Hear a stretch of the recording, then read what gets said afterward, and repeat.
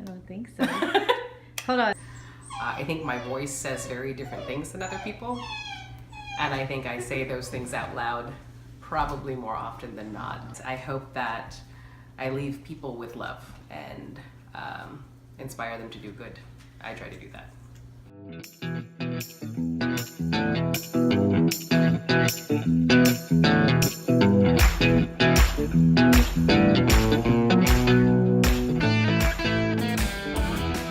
Hi everyone, my name is Cyd.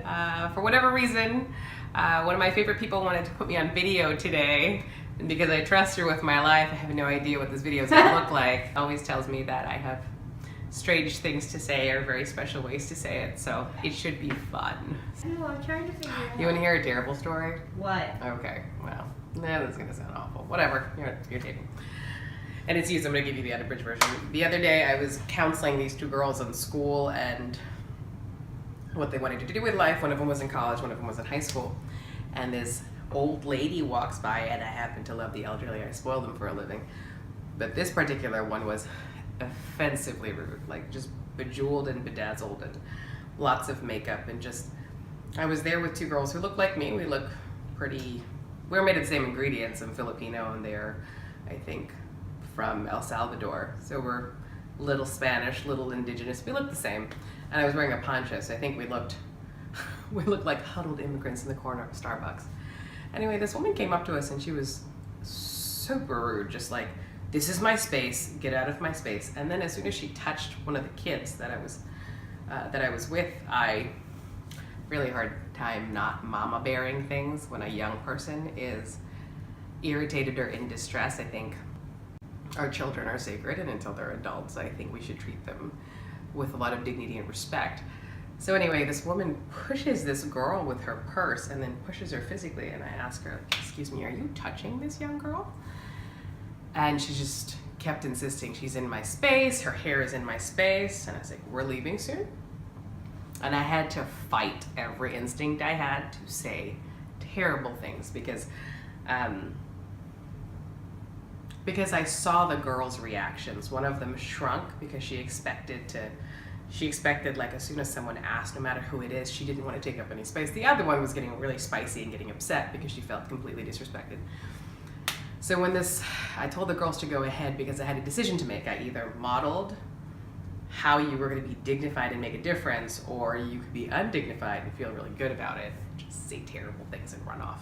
So I told the girls to go, and I looked at the woman and I said, I was helping those girls with school and trying to figure out what to do with their life. And I need you to get that we're trying to teach young people to be kind and to do the right thing and to be good people. That's what we're trying to do. We're trying to teach kindness. That didn't help. And then I saw her kind of, she didn't look at me. She definitely heard me.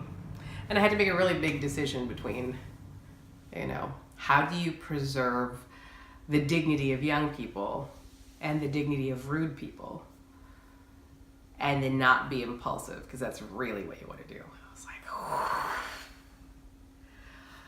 I got in my car and I was like, oh man, I just wanted to bite that lady so hard. Because, when I watch people treat other people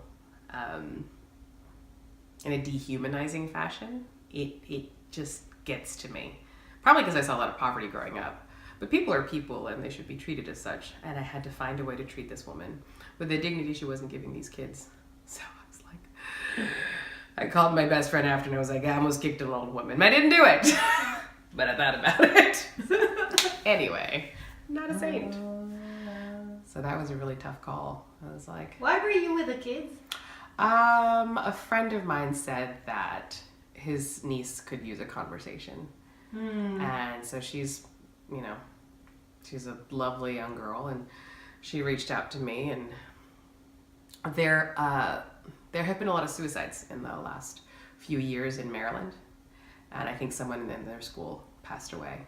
And so not only was I not having a frivolous conversation with these girls, this was a significant conversation to have. There's really no reason to treat people without dignity.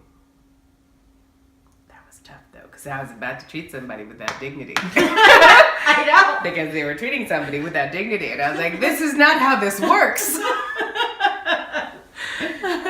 So that was tough. Wow. I have to rein in a temper sometimes. It's not an easy thing to do, especially with children. When adults kick each other, I'm not as bad about it, but when it's a kid, whew. Yeah. Well, I mean, the real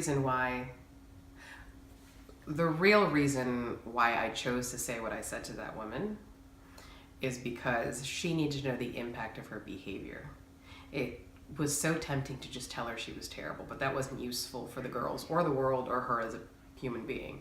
What she needed to know was the impact of words and actions like the ones that she uses creates terrible people. It allows young people to validate terrible behavior, because if that's what they're given, that's what they're going to give. And so it's not easy to be the bigger person because I really didn't want to be. But. And the right thing to do is the right thing to do, usually because it doesn't feel good to do. And you do it anyway.